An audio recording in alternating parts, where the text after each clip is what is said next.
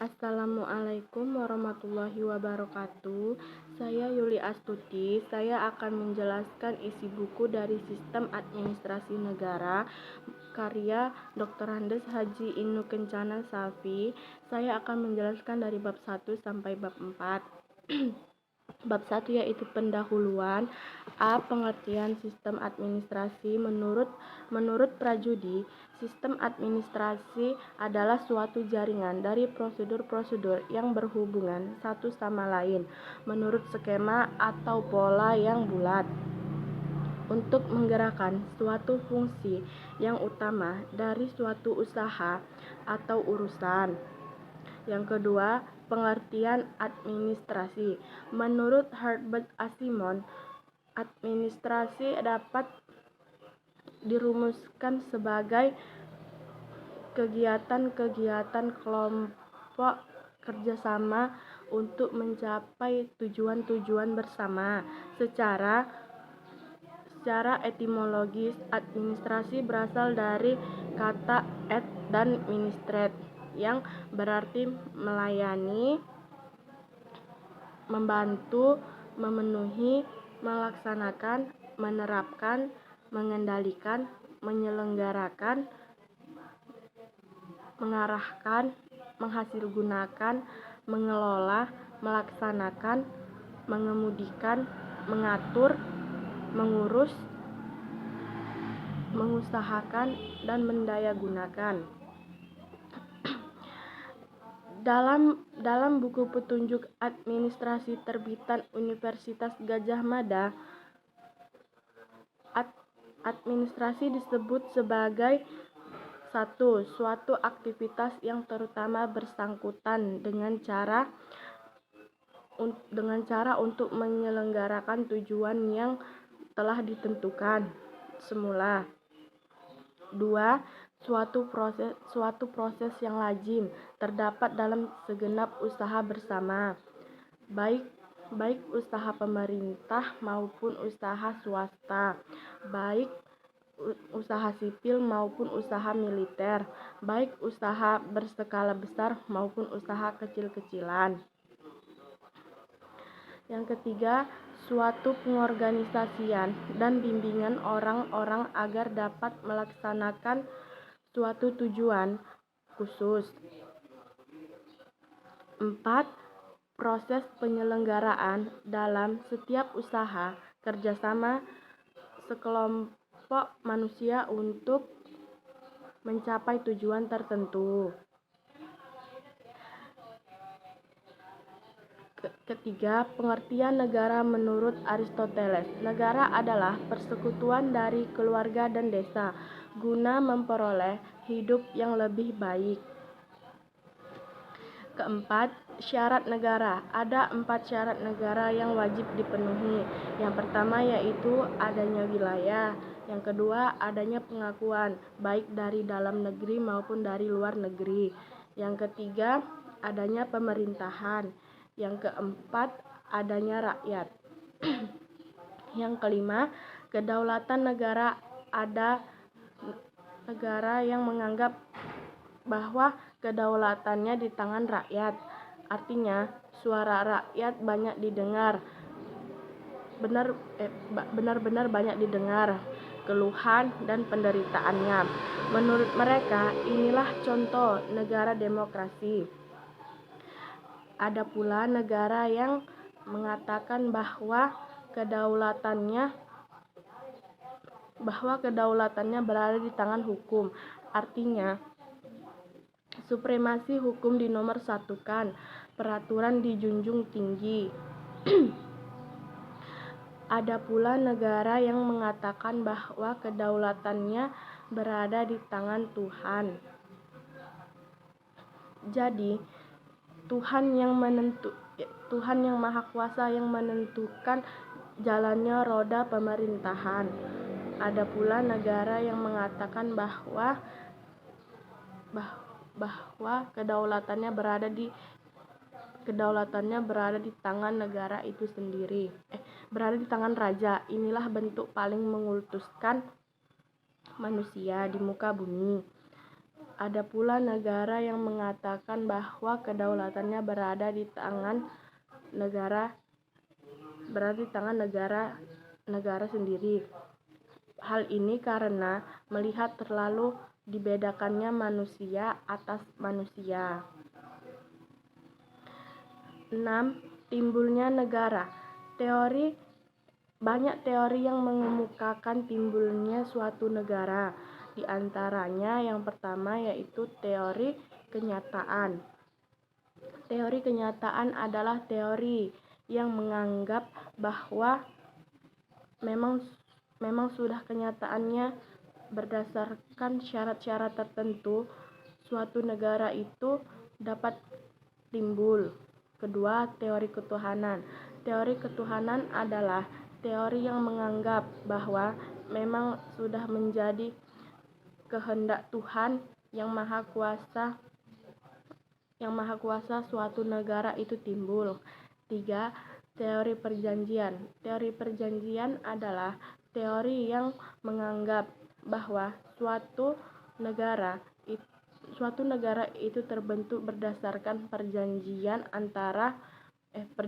bersama antara orang-orang yang sepakat mendirikan suatu negara ataupun antara orang-orang yang dijajah dengan penjajahannya. 7. Bentuk negara.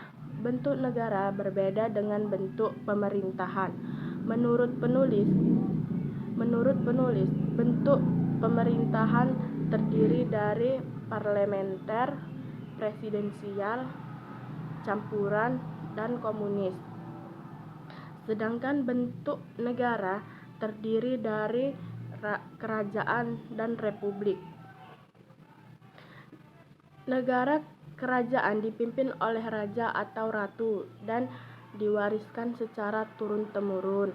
Sedangkan bentuk negara republik dipimpin oleh seorang presiden yang dipilih oleh badan tertentu atau dipilih langsung oleh rakyat melalui pemilihan umum dalam suatu pemilihan umum. Bab 2. Batasan administrasi negara. Yang pertama, pendefinisian administrasi negara menurut Prajudi Atmosudirjo. Administrasi negara adalah administrasi dari negara sebagai organisasi dana administrasi yang mengejar tujuan-tujuan yang bersifat kenegaraan. Yang kedua, paradigma administrasi negara. Paradigma adalah corak berpikir seseorang atau kelompok orang, karena ilmu pengetahuan ini sifatnya nisbi, walaupun salah satu persyaratan harus dapat diterima secara universal, namun dalam kurun waktu tertentu tetap mengalami perubahan, termasuk ilmu-ilmu eksakta sekalipun. Hanya saja ilmu-ilmu eksakta memang cenderung pada objek-objek, fakta-fakta, dan hukum-hukumnya relatif lebih lama tidak terpengaruh oleh situasi dan kondisi, serta penginderaan manusia. Ilmu eksakta relatif lebih pasti dibandingkan ilmu-ilmu sosial. Ketiga, ruang lingkup administrasi negara. Sebegitu luasnya ruang lingkup administrasi negara sehingga dapat pula mencakup ilmu-ilmu sosial lainnya, terutama yang memiliki objek materialnya negara, yaitu antara lain pemerintahan, ilmu politik, hukum tata negara, dan ilmu negara sendiri, serta ilmu filsafat yang menjadi sumber keilmuan. Bab 3. Posisi administrasi negara. Untuk menentukan posisi ilmu administrasi negara, negara dalam khazanah ilmu-ilmu sosial haruslah dicari benang merahnya sehingga kemandiriannya semakin tampak, yaitu melalui hubungan administrasi negara dengan disiplin ilmu lain, sekaligus melihat persamaan dan perbedaannya. Yang pertama, dalam ilmu kenegaraan. Yang pertama yaitu ilmu pemerintahan dan ilmu administrasi negara. Jadi, ilmu pemerintahan sebenarnya menjembatani antara ilmu administrasi negara dengan ilmu politik.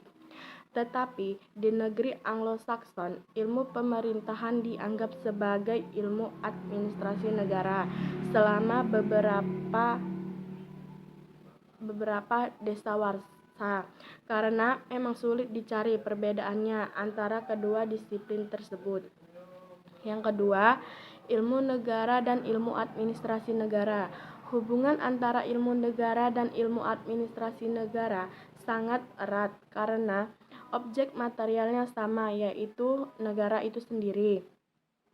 Sedangkan untuk membedakannya dilihat dari objek formalnya yang menjadi sudut pandang yang membedakan kedua disiplin ilmu ini. Yang ketiga, ilmu politik dan ilmu administrasi negara. Hubungan antara ilmu politik dan ilmu administrasi negara terlihat dari banyaknya timbul masalah dan keresahan di kalangan masyarakat.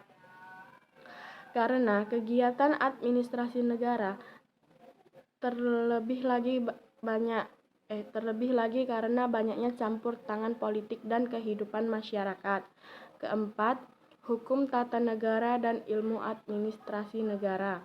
Bagi para ahli hukum, gejala-gejala yang timbul di dalam hubungan pemerintahan itu dilihat sebagai penerapan terhadap pelanggaran hukum yang berlaku, penggunaan saksi-saksi terhadap pelanggaran hukum yang berlaku, pengefektifan kekuasaan yang bersumber dari hukum untuk mencapai tujuan negara. Yang kedua, dalam ilmu-ilmu non-kenegaraan. 1. Ilmu filsafat dan ilmu administrasi negara. Filsafat berasal dari kata Yunani yang tersusun dari dua kata yaitu philos dan sophia. Philos yang berarti senang, gemar atau cinta, dan sedangkan sophia dapat diartikan sebagai kebijaksanaan. Jadi, filsafat artinya sebagai suatu kecintaan kepada kebijaksanaan. Kedua, ilmu administrasi niaga dan ilmu administrasi negara. Hubungan ilmu administrasi niaga dengan ilmu administrasi negara tampak sangat erat. Hal ini dapat dilihat dari munculnya merkantilisme sebagai aliran organisasi swasta yang bertujuan memperkuat negara dengan jalan mengonsolidasikan kekuatan dalam bidang perekonomian. Ketiga, sosiologi dan ilmu administrasi negara. Tanggapan para ahli sosiologi terhadap ilmu administrasi negara, adanya gejala-gejala yang timbul dalam pelayanan dari suatu kelompok orang yang menyelenggarakan publik terhadap berbagai kelompok rakyat. Banyak yang diam dilayani, dipandang sebagai usaha penataan masyarakat. Yang keempat, ilmu bumi dan ilmu administrasi negara. Faktor-faktor yang berdasarkan geografis seperti perbatasan strategis, desakan penduduk, daerah, kepulauan, dan lain-lain sangat mempengaruhi administrasi negara. Yang kelima, sejarah dan ilmu administrasi negara. Hubungan sejarah dengan ilmu administrasi negara. Pada umumnya, sejarah sebenarnya adalah berbagai sistem administrasi di berbagai negara pada masa lampau, sedangkan administrasi negara yang ada dewasa ini akan menjadi sejarah bagi masa mendatang. 6. Psikologi dan ilmu administrasi negara. Dengan kajian ilmu jiwa seperti ini akan membantu kemajuan administrasi negara semakin mapan karena dapat lebih mengetahui bagaimana memotivasi seorang karyawan. Bab 4. Pemerintahan Indonesia. A. Pengertian Indonesia. Indonesia adalah suatu bangsa dan negara yang secara politis resmi merdeka sejak 17 Agustus 1945. Walaupun saat buku ini ditulis, negara Indonesia sedang mengalami krisis ekonomi yang luar biasa. Namun, rakyatnya sadar bahwa bangsa Indonesia ini adalah bangsa yang besar. B. Sebelum kemerdekaan, sejarah mencatat bahwa yang pertama menentang penjajah dengan menggerakkan masyarakat, baik mengangkat senjata maupun jalur diplomatis, adalah Sultan Agung Hanyokrokusumo 1591 sampai 1645. Kemudian perlawanan Untung Surapati yang rela melepaskan istrinya, seorang putri Belanda, karena akan menentang Belanda. Setelah itu berturut-turut pula para sultan yang merasa diinjak wilayah pemerintahannya, antara lain Sultan Hasanuddin pada tahun 1631 sampai 1670, Sultan Ageng Tirtayasa 1631 sampai 1683, Sultan Mahmud Baharudin II 1776 sampai 1852, Sultan Toha Saifuddin 1816 sampai 1904. C. Proklamasi pada tanggal 17 Agustus 1945 jam 10 WIB, Indonesia mengumumkan proklamasi kemerdekaannya ke seluruh dunia. Proklamasi itu ditandatangani atas nama bangsa Indonesia oleh Soekarno dan Hatta. Sejak proklamasi kemerdekaan tersebut, sejarah bangsa Indonesia merupakan sejarah suatu bangsa yang masih muda dalam menyusun politik pemerintahan. Landasan terpijaknya adalah konstitusi dan ideologi yang mereka ciptakan sendiri, sesuai perkembangan budaya masyarakat. D. Orde Lama. Sejarah Indonesia sejak 10 tahun terakhir banyak memperlihatkan pertentangan antara idealisme dan realita. Idealisme yang menciptakan suatu pemerintahan yang adil dan akan melaksanakan demokrasi sebaik-baiknya serta kemakmuran rakyat yang sebesar-besarnya, bertolak belakang dengan realita dalam pemerintahan itu sendiri. Karena pada kenyataannya, dalam perkembangannya kelihatan semakin jauh dari demokrasi yang sebenarnya. E. Orde Baru. Ketika Presiden Soekarno mengalami penyakit tuanya yang dikonsultasikan kepada dokter Cina dari Beijing, berbagai kelompok mulai gelisah memperhitungkan bagaimana mereka dapat lebih naik ke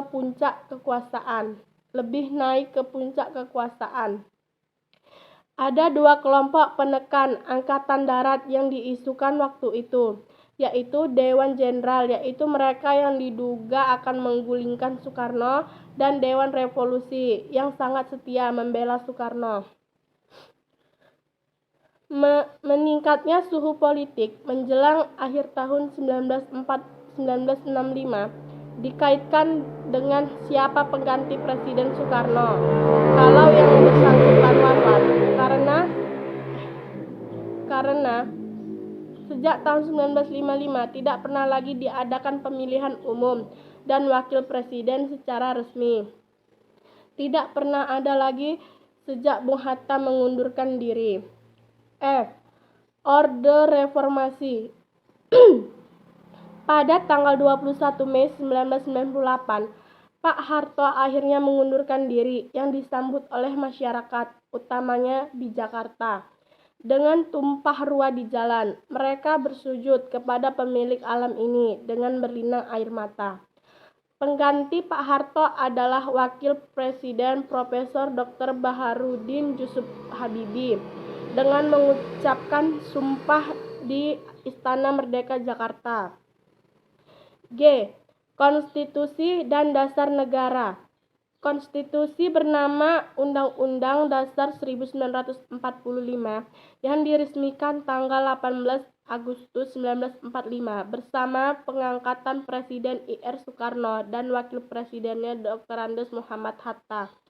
Dalam pembukaan konstitusi tersebut dicantumkan dasar negara yang diberi nama Pancasila dan 3 butir tujuan negara. H. Syarat-syarat negara adalah harus ada pemerintahan dan pengakuan kepada pemerintah tersebut. Di samping keberadaan wilayah dan penduduk, kalau tidak ada pemerintah, bagaimana mungkin akan diatur dan ditertibkan berbagai perkelahian, perkosaan, pencurian, perjudian, bahkan juga peperangan. Pemerintah yang mengantisipasi agar hal itu tidak terjadi. I. Kebudayaan Indonesia. Kebudayaan dekat kaitannya dengan ilmu-ilmu seperti sosiologi, antropologi, dan psikologi, terutama karena membicarakan tentang fenomena masyarakat.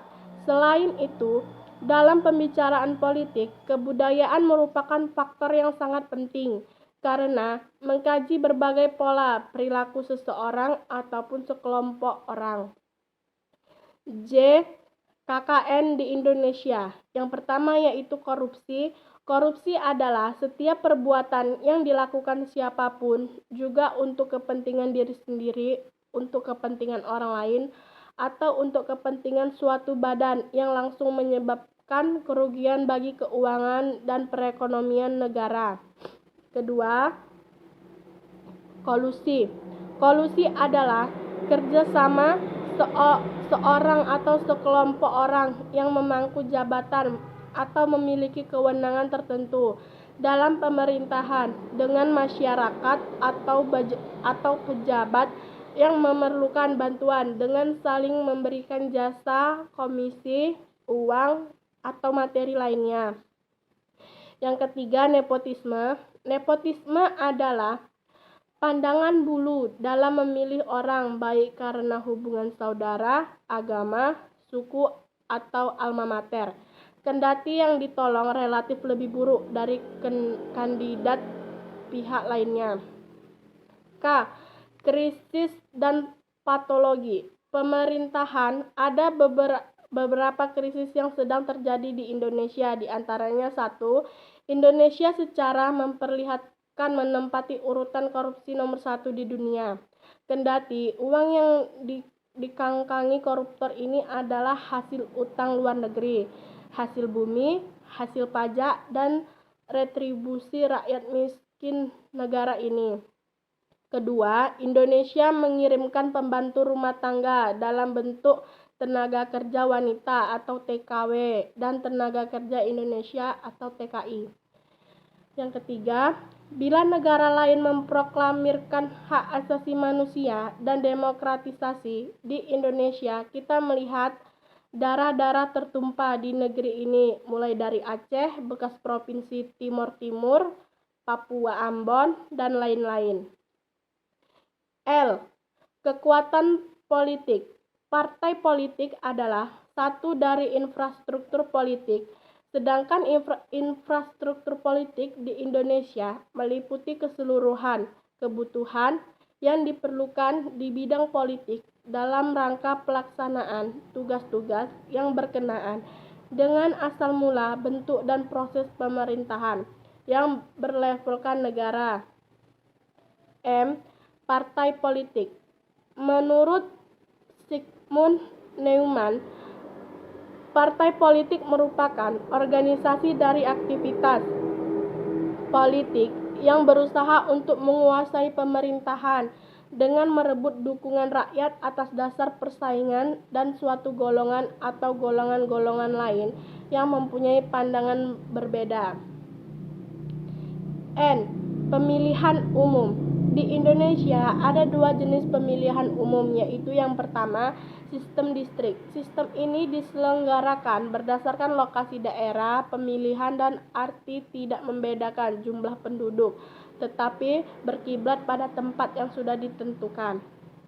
Yang kedua, sistem proporsional. Sistem ini berkiblat pada jumlah penduduk yang akan menjadi peserta pemilih. Misalnya setiap 40.000 jiwa penduduk. Baiklah, hanya itu yang dapat saya jelaskan isi buku dari Sistem Administrasi Negara karya Dr. Andes Haji Inu Kencana Syafi. Lebih dan kurangnya saya mohon maaf. Saya akhiri. Assalamualaikum warahmatullahi wabarakatuh.